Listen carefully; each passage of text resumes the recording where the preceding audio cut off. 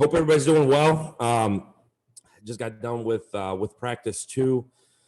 Man, incredible to be out there. Been what feels like a long 2 months, and it's been awesome just to get out there and be able to work with these guys. And the attitude, the effort has been unbelievable. Been a lot of fun to be around, and I mean that wholeheartedly. It has been an absolute blast to get out and coach ball and be able to see these guys really continue to get better. Through the first 2 days, like I said, the attitude, the effort has been unbelievable. Really taking to coaching, really embracing the system, embracing how we're doing it, embracing the process of getting better every day. Really fascinating to see growth among some of these guys that have not played a bunch of football here. Has been really, really fun. It's been an exciting 2 days. Getting into the film room after the first day, getting into the film room these next couple of days as we get to practice 3 and get to put some pads on. That'll be fun to see. That'll be interesting to see how guys react when you add the physical aspect of what we're doing. These last 2 days have been a lot of alignment assignment, really executing without pads on, which is a big first step for us as we continue to build on the system. So really, really happy with where we're at. Really excited with where we're going. I think we got a long way to go, but I'm really, really happy with these first 2 days, the foundation we've laid so far and where we're going with it. So I'll take questions. Questions, we'll start with David Ubben, and then we'll go to Ben McKee. Alex, through 2 days, who are some guys that have kind of established themselves as guys who you guys can see have done their homework and from the mental side of things are not making as many mistakes as you'd expect through 2 days? Yeah, David, I don't know about guys maybe that aren't making mistakes like I'd expect. There's a little bit of a setup question there, but Jabari Small's been really impressive. That's a guy that I think we were all excited to see what he can do. Really, that running back group has got some depth in there. Some guys that haven't played a bunch. D has really done a good job. Tyon Evans has done a really good job. I think those guys have really done a phenomenal job. I think the wideout group, Bayless has shown up. Callaway has really shown up. Those guys have been really, really impressive so far these first couple of days. The O-line group, I feel like has some guys in that group that have played and have practiced that way. The tight end group has done a good job. I think they're continuing to learn how they fit. In the quarterback group, I think playing quarterback in a completely new system has been really fascinating to see those guys grow from day 1 to day 2. But to answer your question, 2 guys that maybe have stood out, Jabari has been one for sure, and probably that O-line group as a whole, knowing how the operation works, getting on the right people, playing fast. Those 2 have been really impressive so far. Alex, just with the tight end group, Austin Pope and Jacob Warren signed as pass catching kind of first tight ends, but then the former staff wanted them to bulk up and use them more as blockers. What have y'all's conversations been with that group in terms of kind of what you want from them in a physique? And do you see D. Beckwith sticking at running back at 6'5"? Yeah, D. Beckworth, really fascinating body type. We've spent a bunch of time talking about D. I think our plan right now is to keep him at running back and let him learn a position, let him get comfortable there. I think it's really hard to evaluate guys if you move them around a whole bunch. He's shown some promise. I mentioned him earlier. Shown flashes, just so different, right? Like you just have to get used to, as a coach, seeing a different body type there and seeing a different skill set. And it's our job as coaches to use those skill sets in the right way. When it comes to the tight ends, specifically, you had asked about Austin and Jacob. Those 2 guys, their body types kind of are what they are. Again, in the same breath as D, our job as coaches is not to say we want you specifically to do this. Our job is to figure out what they do well and put them into positions to be successful. So how they fit will totally depend on how they look here through the next 13 practices and what they're able to do They have done a good job of just learning the system, and it'll be our job as we get into fall camp and obviously game planning to fit them into spots where they're successful. Guys that are really good pass catchers will catch balls. Guys that are really good run blockers will run block. I think if you try to fit a square peg in a round hole, sometimes you can get yourself in trouble. But with those two guys specifically, really different skill sets. Austin has been super impressive through the first 2 days. I know he hadn't played football in almost a year and a half.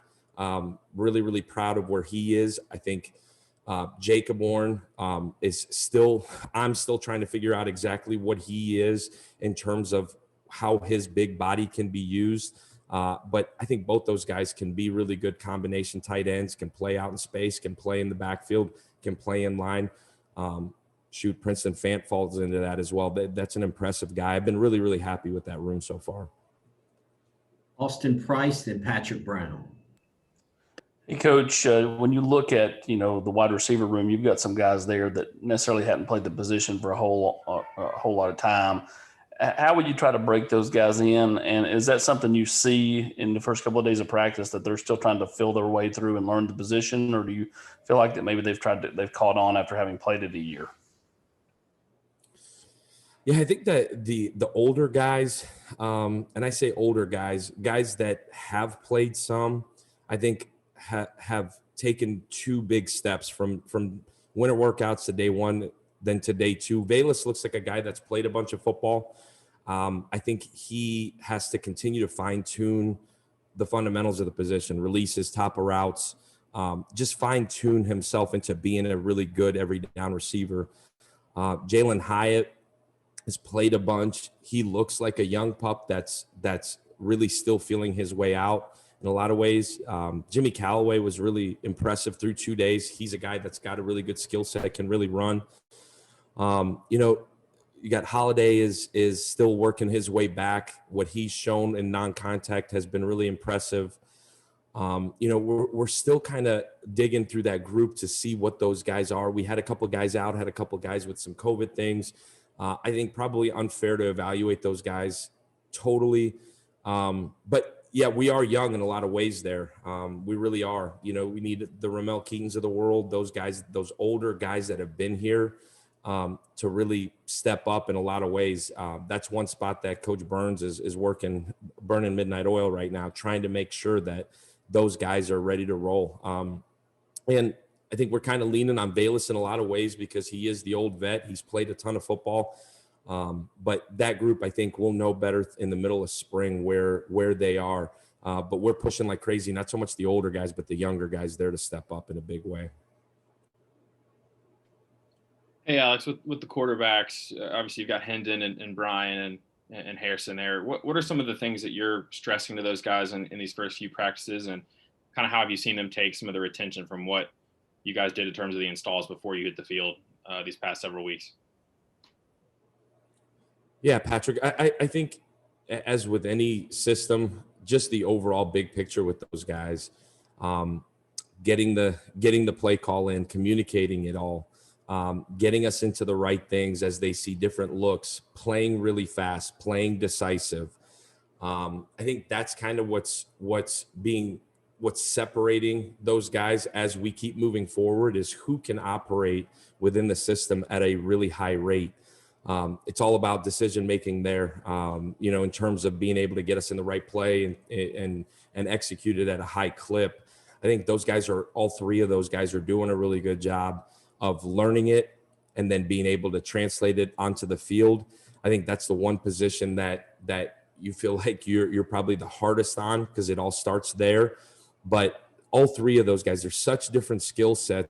They're so interesting in what they're good at. And I think as we evolve through spring and as we evolve into fall camp, I think we'll evolve offensively based on what those guys can really do in terms of who ends up being the 1 and the 2 and the 3 and how we move forward. But what they've done so far to this point has been really impressive. I think the jump from day 1 to day 2 has been really impressive just in an operational standpoint. There's still a ton of work there in terms of being able to operate fast and within the system, but they have really made a huge jump from day 1 to day 2. Been really impressive. And you mentioned their different skill sets. Can you maybe expound on what each of them kind of brings from what you've been able to see? I know it's early, but what kind of differences do you see in their games?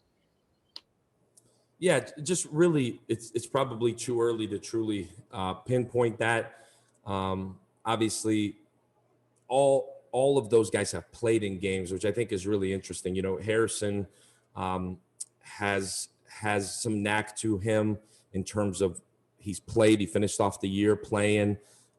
Still young, still just a sophomore, and you can see that at times. There's a confidence there.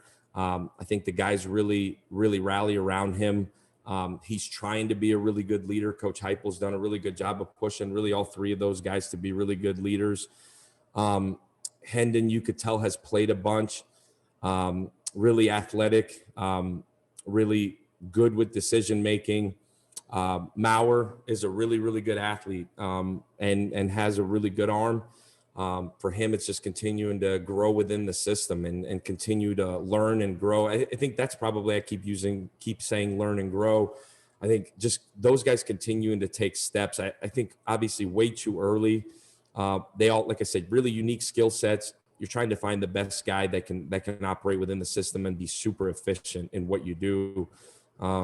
I think all three of those guys have the ability to do that. So I think it'll just be interesting to see over these next 13 days what it actually looks like. But I've been really happy with where they are. Mike Wilson and Jordan Kramer. Yeah, Alex, if I'm not mistaken, Tyon Evans hasn't played in a game in probably 15 months or so as a JUCO guy. Has there been any rust for him, and what are the skills that make him an exciting running back to have in your offense? Yeah, Mike, Tyon hadn't played, what I guess you're right, probably 15, 16 months. I actually saw his last game in person. He is a really powerful, shorter back, high end athletic ability. In terms of, I mean, that guy can backflip standing on 2 feet, really twitchy, really athletic, really powerful. The rust is probably real in terms of just seeing things. I honestly have been really impressed with Tyon. Really impressive in the pass protection part of it, really impressive with the ball in his hands, really high-end ball skills as a pass catcher. Does not look like a guy that hadn't played in 15 months, but certainly some rust, just naturally, just taking the ball, holding onto the ball, taking the handoffs. I think there's a lot to running back in terms of being able to just be a natural ball carrier. He's been impressive. A little bit of rust, like you said. I'm trying to think through the situations the last 2 days.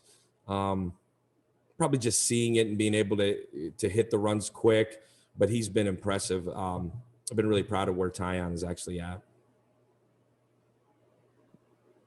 Hey, Alex, we've talked a lot about just learning this offense. How have you seen the players approach doing just that? And has there been anyone that stood out to you in their kind of quest to grasp what you guys are asking of them on the offense? Yeah, I think it's been fascinating to see the growth. Like I said, from winter workouts to day one to day two, we've taken it really slow in terms of how we're putting it in. Have really tried to give them the big picture in terms of how we operate, and really focused more than anything these first 2 days on that. Just the operation of how we play with tempo and how we operate in terms of where the ball is, how we're trying to call it, how we're trying to get the ball snapped. So we've kept the installation really light, so that we can operate really fast and gain some confidence early. I think anytime you're putting in a new system, it's all about, obviously, the guys buying into it, the guys being able to operate within it, and developing a level of confidence here early in spring ball to leave, like today, for example, leaving and feeling really good at the end of practice with how these first 2 days went. I think it's super critical so that they can leave and have confidence going into putting pads on, and now where there's a physical element that's added to it.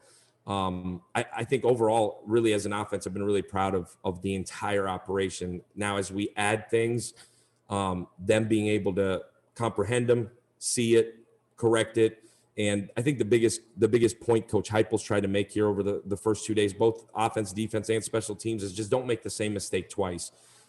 You're good as long as you mess it up full speed. We're totally good. We'll fix it. And then the next time the expectation is that the mistake is corrected. I think within that has been, as much as anything from an operation standpoint, from an offensive scheme standpoint, it's been setting a standard for us as coaches, for the guys, and then truly holding them to that standard.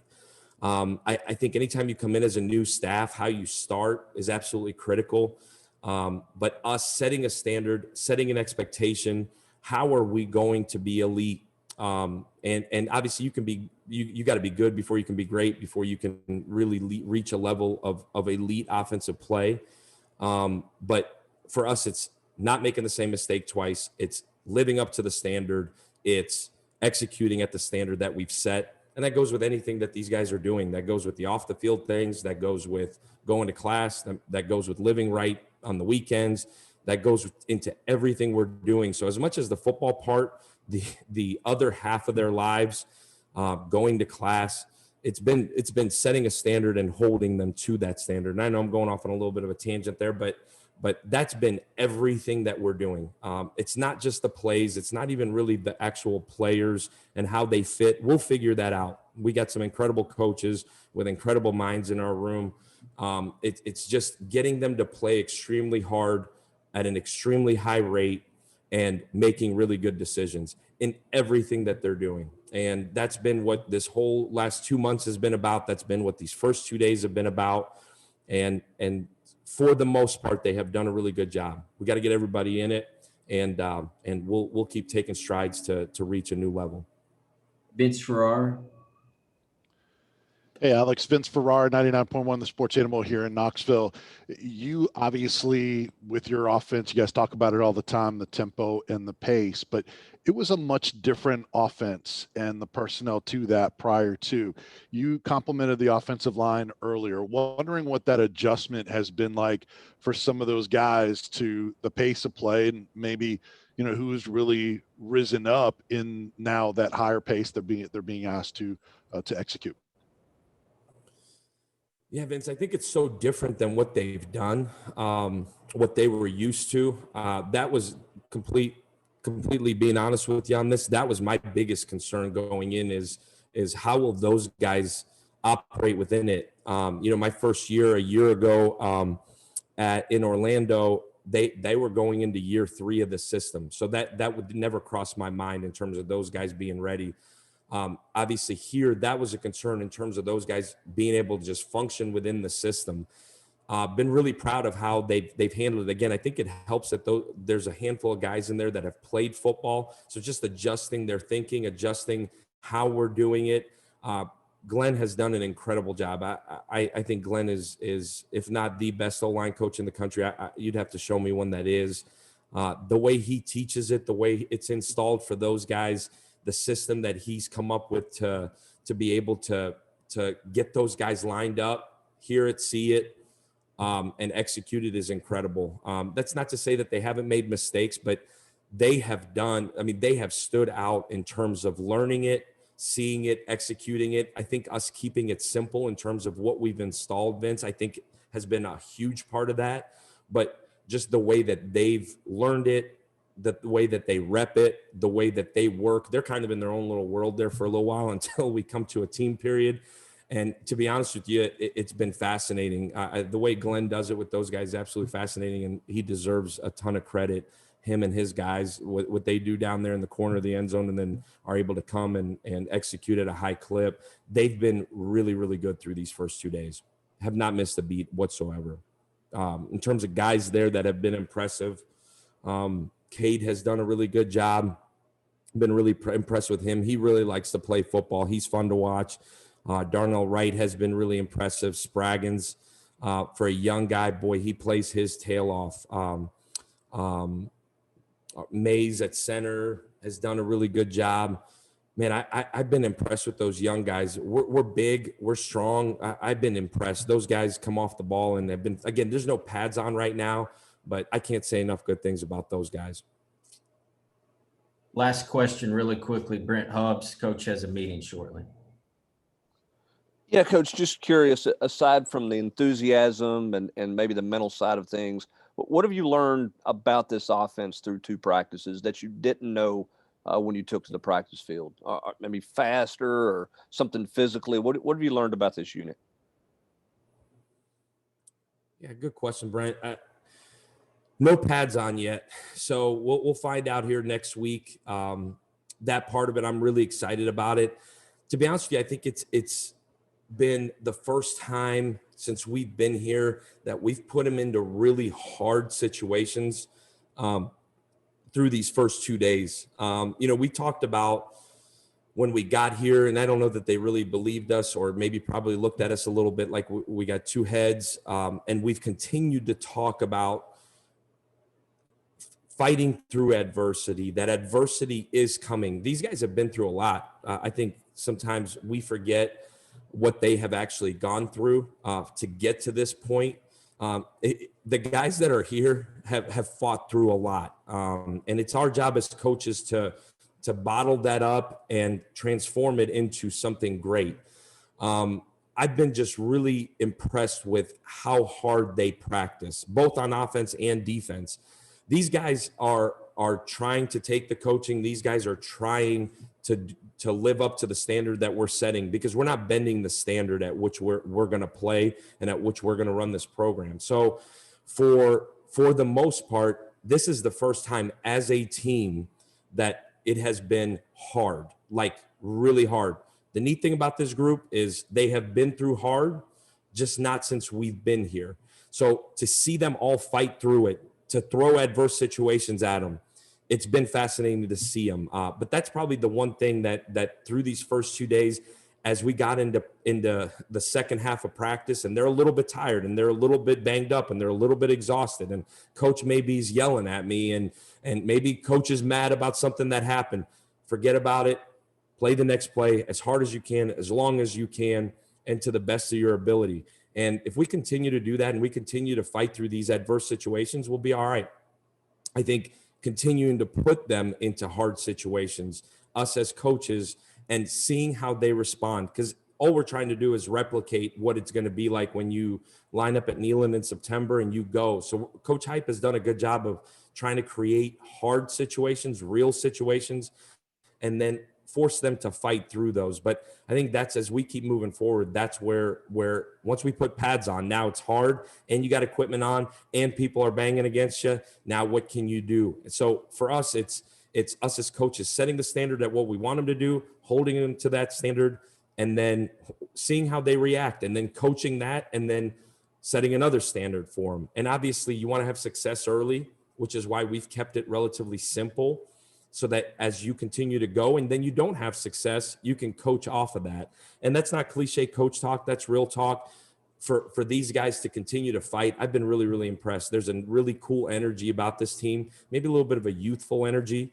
And our job to continue to find the leaders and have them bring the energy. Because I think, the leadership part is what's going to continue to carry them through. And we need that leadership to become player driven here as we go through these next 13 practices. Thank you, Coach.